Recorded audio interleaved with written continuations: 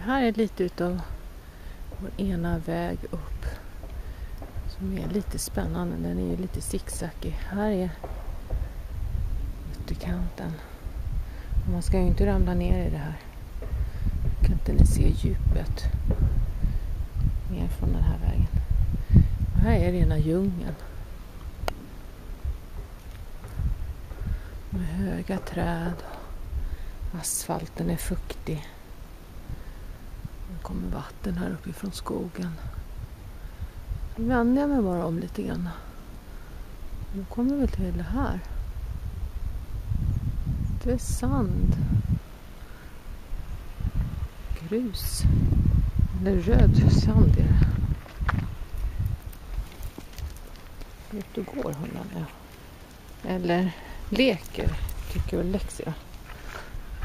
Jag ser. Jag inte skulle visa det här trädet. Det tycker jag är lite läckert. Jag hur det ser ut. Om ni kan se det. Som är här. Det sitter liksom. Det måste ju marken ha. Det man kan få. Trädet sitter där. Där ser ni. Det verkar som om marken har släppt runt roten.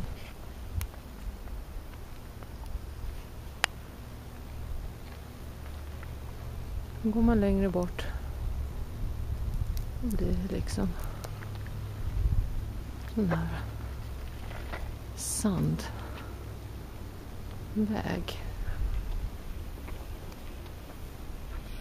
Fortsätter runt hörnet där borta.